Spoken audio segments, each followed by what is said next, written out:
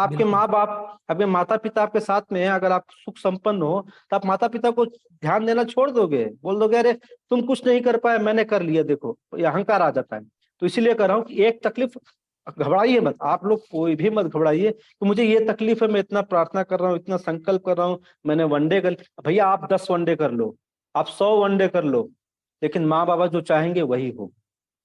एक जरासंध आपके जीवन में रहेगा, रहने दीजिए, माँ बाबा से प्रार्थना करिए, हाँ इतना प्रार्थना करिए कि माँ बाबा मुझे ये कष्ट ज्यादा है, इसको सहने की मुझे क्षमता दे दी जाए, मुझे ये शक्ति दे दी जाए कि मैं इसको सह सकूं। और ये आपके द्वारा दिया गया, ऐसा मत सोचिए कि आपने दरबार का प्रक्रिया कर लिया तो माँ बाबा के चाहने के विरुद्ध कुछ हो सकता है, जो वो चाहेंगे वही होगा, उन्होंने चाहा है तभी आपको एक कष्ट आया है। ऐसा मत समझ लीजिए कि मेरे जीवन में नहीं, मेरे जीवन में भी कष्ट है, मैं धर्मेंद्र भाई बहुत बात करते हैं। तो ये जो है जी, ये जो है ये एक जन्म रहने दीजिए, ये क्या करेगा, ये आपके लिए लाभदायक है, ये आपके पूर्व जन्मों के जितने जन्मों के कष्ट हैं, जितने जन्मों के आपके कष्ट नहीं कर सकते, आपके किए हुए कर्म हैं, आपके किए हुए जितने भी कर्म हैं वो एक एक करके लाएगा, माँ बाबा के सामने रखेगा, आपसे संकल्प करवाएगा, सब स्वतः नष्ट हो, जब सब खत्म हो जाएगा तो माँ बाबा तो ऐसे फैला के बैठे ही है, क्या हो बच्चा, हम तो बैठे हैं तैयार से। जैसे कहते हैं कि हमारे गुरुदेव ने बाबा की कृपा पाने के लिए 22 साल तपस्या की है, हम लोग क्या, हम लोग बिल्कुल। साल साल 2 साल 3 साल में हम लोग क्या कहते हैं कि परेशान हो रहे हैं, और हम लोग अनाप शनाप बकना शुरू कर देते हैं। हमारे गुरुदेव ने 22 साल इंतजार किया है, 22 साल मामूली नहीं होते, 22 साल बहुत बहुत सारा कितना तपस्या किया होगा, उनके जीवन में कितनी कठिनाइयां आई होंगी, उन्होंने क्या क्या देखा होगा, उन्होंने कितनी किस किस का विरोध नहीं झेला होगा। भाई परिवार बिल्कुल। का, कहते हैं परिवार तो हमारे जैसे सबके हैं, भाई उनके परिवार में कोई एक नहीं रहा होगा जो विरोध किया होगा, कितना विरोध झेला होगा, उन्होंने कितना त्याग किया होगा, अभी भी कितना त्याग किए हैं, अपने परिवार से नहीं मिलते वो कहता है वो लो भैया है, मैंने तो सामने से देखा है, हफ्ते हफ्ते बीत जाते हैं, वो दरबार में स्टेज में मिलते हैं गुरुदेव से। तो समझ लीजिए कि उन्होंने 22 साल इंतजार किया है, हम तो भैया 3 साल 4 साल से जुड़े हैं। तब धैर्य रखिए, इंतजार करिए, कष्ट आ रहा है आने दीजिए, उसका स्वागत करिए, इतना प्रार्थना करिए कि बाबा जी हमको इस लायक कर दो, हम इसको सह सके, इसको झेल सके। अब आपकी इच्छा, आप जैसे करवाना चाह रहे हो करवा लो। बहुत सुंदर बात है भैया, क्योंकि बहुत सारे लोग ऐसे होते हैं जो छोटी छोटी परेशानियों से ही विचलित हो जाते हैं।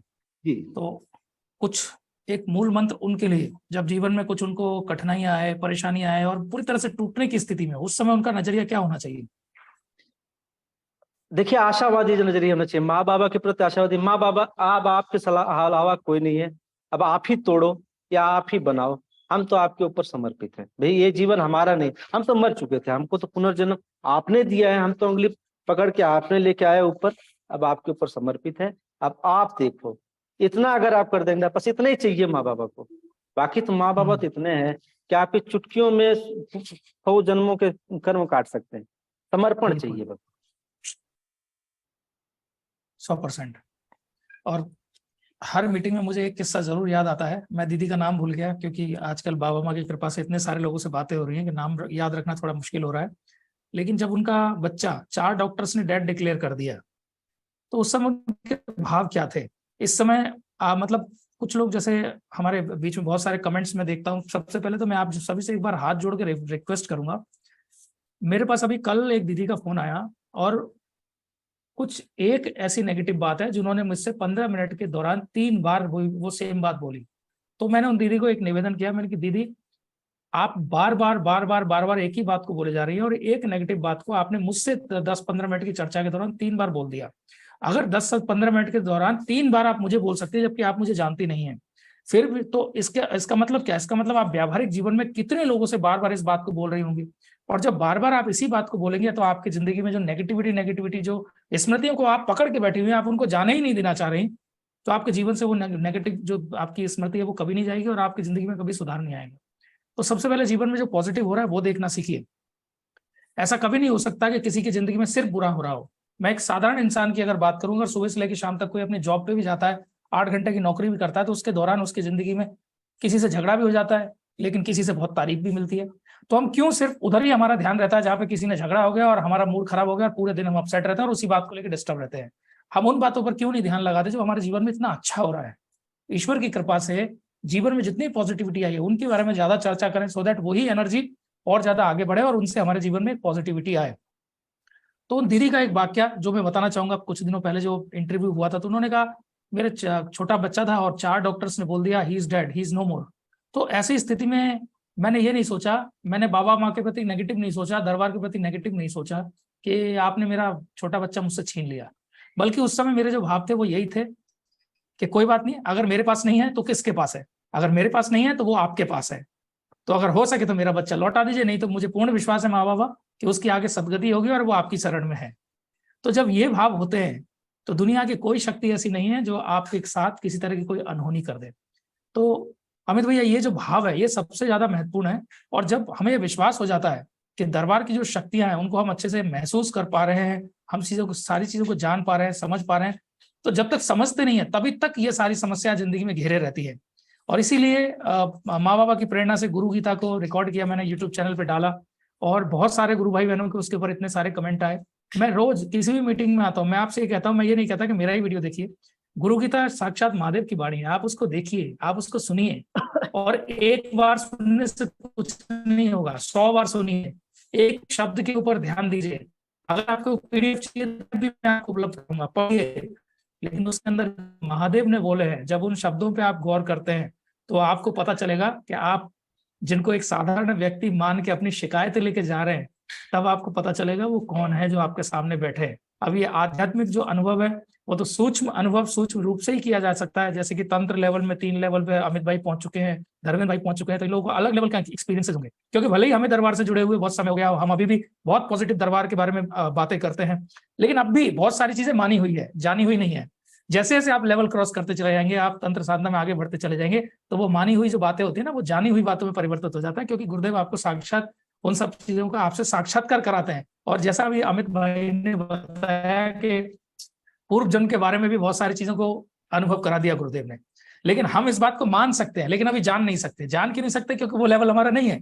लेकिन जैसे जैसे हम स्टेप बाय स्टेप आगे बढ़ेंगे, तो बढ़ते बढ़ते वो सारे अनुभव हमारे साथ में भी होंगे। तो बस सबसे एक ही निवेदन है, अगर मन में किसी भी तरह की कोई परिस्थिति आती है, समर्पण जो भैया ने कहा है ये बहुत बड़ी बात है।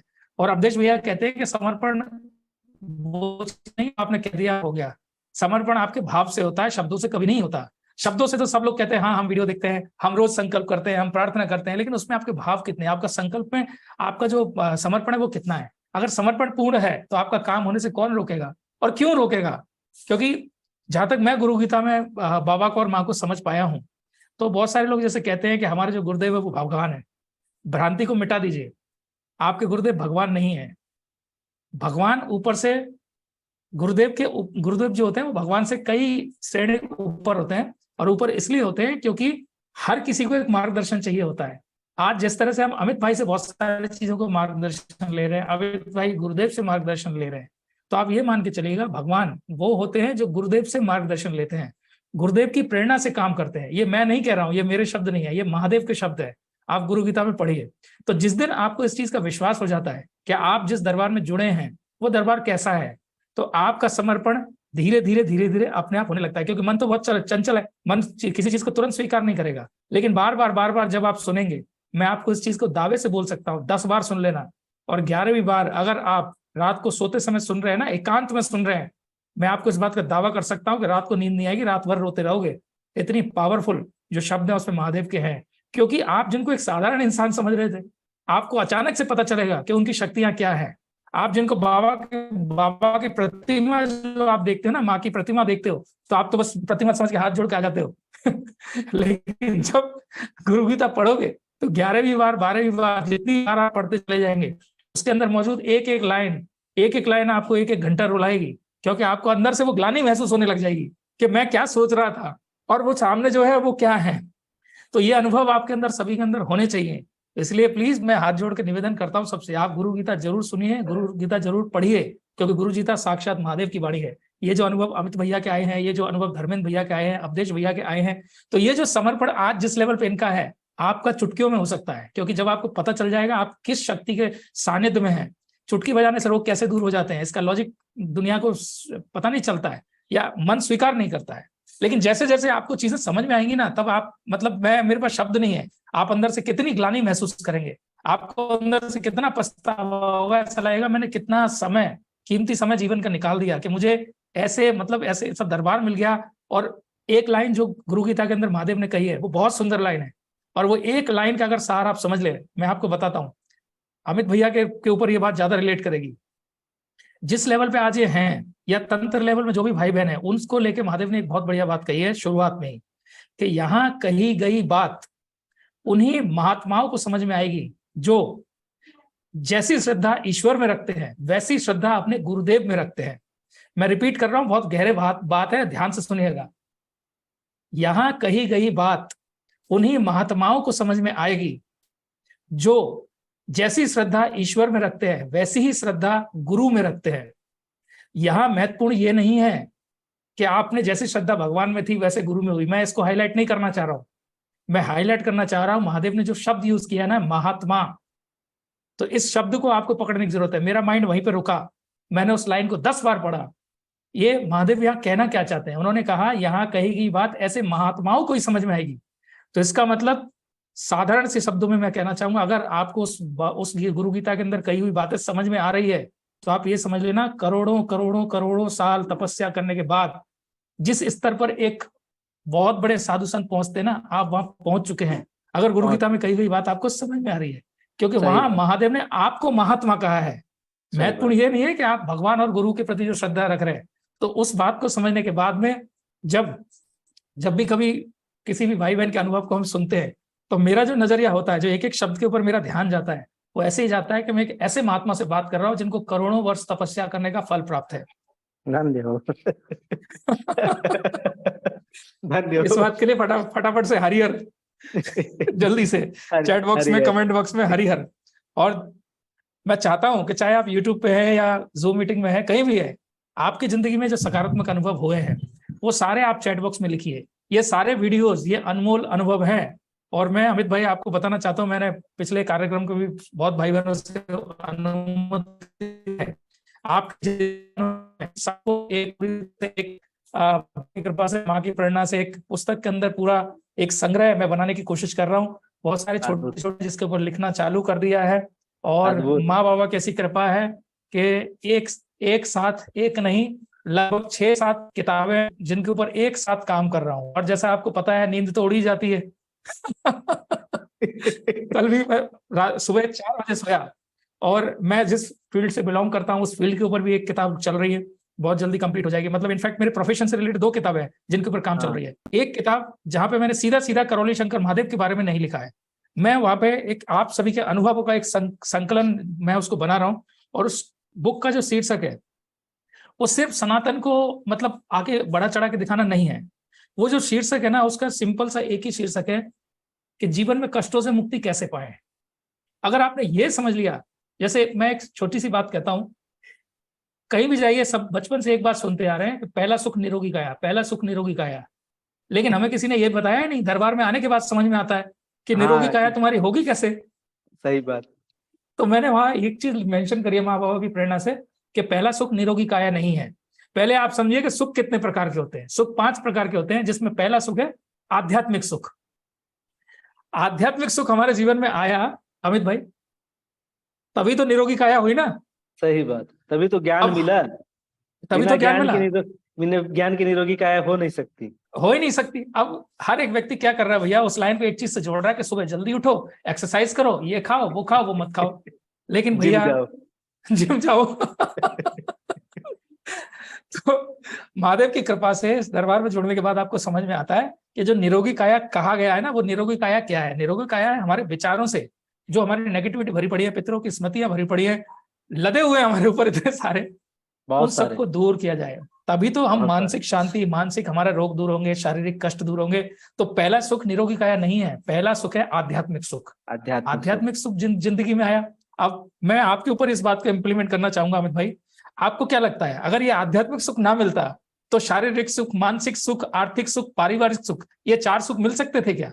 हम सोच नहीं सकते इसके बारे में, हम लगे पड़े रहते हैं, कल्पना नहीं कर सकते। हम खाली अपना जो कहते हैं ना कि पानी में पड़ने के बाद हाथ पांव पीटे, हम लोग सिर्फ हाथ पांव पीट सकते हैं, बाकी कुछ कर नहीं सकते थे, कुछ नहीं कर सकते। और इसीलिए क्या हो रहा है, मतलब एक बहुत ताज्जुब होता है, हर व्यक्ति बिजनेस कर रहा है कोई, तो बिजनेस में 2 घंटे की जगह 4 घंटे, 4 घंटे की 8 घंटे, 8 घंटे की जगह 16 घंटे काम कर रहे हैं। कोई नौकरी सही कर बात। रहा है बेचारा, 8 घंटे की नौकरी कर रहा है, तो ओवर टाइम करके सोचता है 4 घंटे और करूं तो मेरी जिंदगी में आर्थिक सुख आ जाएगा। सुख आएगा, हाँ। कैसे आ जाएगा? चलो आपकी जगह सैलरी 10,000 थी, हो सकता है 20,000 हो जाए, बिजनेस 1 लाख हाँ कमा रहे तो 2 लाख हो जाए, लेकिन हाँ, खर्चे भी 4 लाख हो जाएंगे। बिल्कुल बिल्कुल हो जाएंगे। क्योंकि पीछे पीछे से जिन लोगों ने घेर रखा है वो तो छोड़ेंगे नहीं। छोड़ेंगे नहीं। उनका तो एक ही काम है, आप लाओ, हम उसका झुपड़ा साफ, मैदान हाँ, साफ करा देंगे। तो पहला सुख जो है वो दरबार से जुड़ने के बाद आपको समझ में आता है कि पहला जो सुख है वो है हमारा आध्यात्मिक सुख। आध्यात्मिक सुख। तो आध्यात्मिक सुख तो पूर्ण गुरु के अनुभव से होते हैं। तो आज मानसिक सुख की मैं बात करता हूं। अमित भाई, आपके जीवन में क्या परिवर्तन आए? मानसिक जो एक शांति होती है, एक भटकाव लगा रहता है, क्या आपको लगा कि भाई इतने समय से दरबार से जुड़ने के बाद कहां से क्या परिवर्तन आपने महसूस किया? अद्भुत अद्भुत अद्भुत मानसिक परिवर्तन आए हैं, मैं कह नहीं सकता, मेरे पास शब्द नहीं है। आप इतना समझ लीजिए, मैं दरबार से जुड़ने से पहले 24 घंटा क्रोध में ही रहता था। अब मेरे से कोई बात नहीं करता था, मैं लड़ाई झगड़ा यही मेरा काम था। कोई मिले, कोई एक बात बोले, बस देखो मैं कैसे कैसे बोल दिया इसने, इसने कैसे बोल दिया। और अब समझ लीजिए, तंत्र दीक्षा के बाद खैर समर्पण भाव मेन होता है। पहले मंत्र दीक्षा से मेरा परिवर्तन हो गया। अब तो ऐसे होता है, अगर मैं हंसी मजाक में भी इतना धीरे से बोल दूं ना, लोगों को लगता है कि मैं क्रोध में बोल रहा हूँ, जबकि मैं क्रोध में, अब क्रोध तो आता ही नहीं मेरे अंदर, क्रोध तो है ही नहीं। अब थोड़ा देर तेज ही बोल देता हूँ, हाँ, कि ताकि बोलने का प्रभाव पड़े लोगों को। अब बोलने के बाद देखता हूँ कि इसकी मनोस्थिति कैसे बदल रही है। घर में भी वही हाल है, बाहर भी वही हाल है। मेरे क्रोध मेरे अंदर नहीं आता, मैं खाली आनंद लेता हूँ, देखता हूँ अब इसको। अब कहते हैं ना कि रिमोट कंट्रोल किसी के हाथ में पकड़ लिए, तब रिमोट कंट्रोल पकड़ के ऐसे तेज से बोल दीजिए, बस आनंद लीजिए सामने को। और उसके बाद उसको अपने में देखिए, अपने को उसमें देखिए कि पहले मैं बिल्कुल, ये था, पहले मैं सहानुभूति ये होगी था। वहां। हाँ, पहले मैं ये था और यहाँ से यहाँ परिवर्तन है, और यहाँ से यहाँ पहुंचने में मैंने ये एक चीजें की हैं। तो आप क्या है ना, अगर इसको महसूस कर लोगे ना, तो आप दूसरों को समझा सकते हो। यही अनुभव है।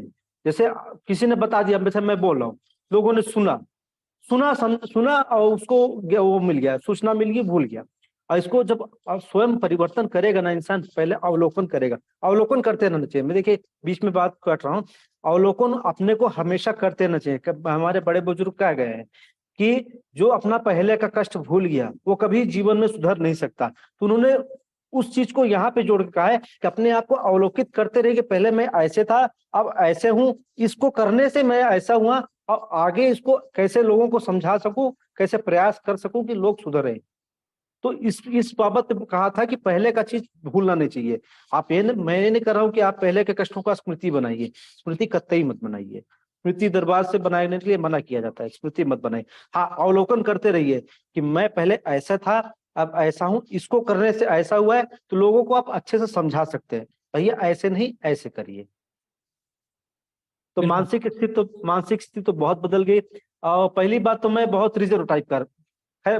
मैंने प्रार्थना संकल्प कर लिया, बाबा माँ मैं रिजर्व नहीं रहना चाहता, मैं सबसे घुलना मिलना बात करना चाहता हूँ। पहले मैं बहुत रिजर्व टाइप का था, जैसे मैं अपने में ही मगन रहता, अपना भजन पूजा पाठ पहले भी करता था, करता अपने में रहता, कोई मुझसे आके बात ना करे, बस ऐसा रहता कि कोई मुझसे आके बात ना करे। अगर कोई थोड़ा भी ऊंची आवाज में बात करे, कैसे बात किया भाई, तू कौन है, तू कैसे बात कर सकता है मेरे से, ऐसे था। अब ऐसा नहीं है। अब क्या होता है, चलो कोई नहीं, हाँ, कोई क्रोध भी करता है ना, कोई सुनाता भी है ना, तो लोग मुझसे पूछते हैं, अभी बेंगलोर वाले वाक्य में हुआ, तो ऐसे कुछ बात हुई थी, बताना नहीं चाहिए, निगेटिव स्मृतियां फैलेंगी, गुरु भाई बहन परेशान होगी, विवेक भाई को पता है, कई सारी चीजें हुई थी। तो मुझे कई सारे लोग कुछ बहुत सारा कुछ सुनाया था कि आप बोल नहीं रहे हो, आप एक्शन नहीं ले रहे हो, आप ये नहीं कर रहे हो। क्या एक्शन ले, एक्शन लेने आए हैं हम लोग, सेवा करने हैं, सेवा करिए, क्या एक्शन ले। तो कहता है कि नहीं आपके ऊपर, अरे आपके ऊपर कैसे पड़ेंगे। मुझे खुद को रोक दिया गया कि आपकी बच्ची परिवार माने बच्ची ऐसी है वैसी है, तो मुझे भी कष्ट होगा। कोई नहीं, अगर मेरे बच्चे की तरफ से किसी को कष्ट हो रहा है तो मैं नहीं ले जाऊंगा दरबार, कोई दिक्कत नहीं है, बाद में देख लेंगे, गुरुदेव तो सबके घर बैठे भी प्रार्थना कर सकते हैं। तो कहते हैं कि सब जितना आप हजम कर लोगे उतना आपके लिए अच्छा है। और हजम करना ये आपको ही सीखना, बात हजम करना आपको ही सीखना पड़ेगा। ये कोई गुरुदेव सिखाने वाले नहीं है, आपको रास्ता दिखा दिया गया, भैया ऐसे चलना है ऐसे ही चलो। ये खाली आप सुनिए समझिए कि ये चीजें हो क्यों रही हैं। मैंने जैसे पहले कहा कि अगर आप दरबार से जुड़े, आपकी प्रक्रिया पूरी हो गई है, अगर आपको अगर एक सुई चुभ रहा है ना, तो माँ बाबा की इच्छा की वजह से ही चुभ रहा है। तो आप उसको मानिए, आप उसको स्वीकार करिए कि माँ बाबा ने हमको ये प्रसाद दिया है, किसी कारण से दिया है। अगर सुई चुभा है तो क्या पता इसको तलवार लगना था, इस सुई चुभो के बाबा ने ये कर भोग निकाल दिया। तो इसको अगर मान लेंगे ना, तो आपका मानसिक स्थिति दिनों दिन बदल जाएगी, धीरे धीरे परिवर्तित हो जाएंगे। बिल्कुल। और वैसे भी जो अब वो सुई भी जो चुभ रही है ना, वो तो आपके ही पिछले कर्म है ना। बिल्कुल बिल्कुल। है ना। जी। तो वही कर्म तो आज हमारे सामने आ रहे हैं और हम कह रहे हैं कि अरे जी माँ बाबा से जुड़े हुए फिर भी जिंदगी में तकलीफ आ रही है। भाई जो पहले यही हमने तो। कर रखे हैं, जो हो सकता है 1 साल बाद आते, 2 साल बाद आते, 5 साल बाद आते, और बहुत बड़े रूप में आते, क्योंकि ये तो चक्रवृद्धि ब्याज का सिलसिला होता है। आपने जो बिल्कुल किया बिल्कुल। है, जितना लेट उसका परिणाम आएगा ना, उतना ही ज्यादा घातक होगा। लेकिन घातक बाबा माँ ने होगा। आपको इतनी शक्ति दे दी, है ना, इतनी शक्ति दे दी बाबा माँ ने आपको कि वो कष्ट जो 5 साल बाद एक विकराल रूप लेके आपके सामने आते, वो आज ही मंत्र जाप की शक्ति से आपके सामने आ गए। और एक छोटा पौधा था और आपने उसको उखाड़ के फेंक दिया। सिर्फ आपने एक माला जपी और आपके बड़े से बड़े जो कर्म भोग थे वो गायब, आपको पता ही नहीं चला। लेकिन ये आध्यात्मिक जर्नी में आने के बाद ही तो आपको पता चलेगा ना। एक सही साधारण बात। जीवन में अगर आप हैं, अभी तक आप दीक्षित भी नहीं है या मंत्र दीक्षित तक ही सीमित है, तो अभी मंत्र दीक्षा तक भी आपको ये सारे रहस्य इतने अच्छे से समझ में नहीं आएंगे, क्योंकि वही मानने और जानने वाली बात आ जाएगी। गुरुजी ने बोल दिया, हमने मान लिया। लेकिन जानने का सिलसिला तो तब शुरू होगा ना, जब आप तंत्र लेवल में जाते हैं, धीरे धीरे धीरे चीजों को आपको अनुभव करते हैं, आपके जो आज्ञा चक्र होते हैं वो एक्टिवेट होते हैं, बहुत सारी चीजों को देखते हैं। जैसे गुरुदेव ने कई सारे वीडियो में कहा है कि ये जो बच्चे आप दरबार में देखते हैं ना, जो सेवा में, इनको आप साधारण इंसान मत समझिएगा। ये बैठे बैठे सब देखते रहते हैं कैसे इनकी चिकित्सा हो रही है। सूक्ष्म दृष्टि इनकी सभी के पास में है, और ये अपनी सूक्ष्म दृष्टि से आपके सारे जन्म देख के बता सकते हैं कि आप कहाँ कहाँ क्या क्या कांड करके आए हैं। वो सारी चीजें इन बच्चों को भी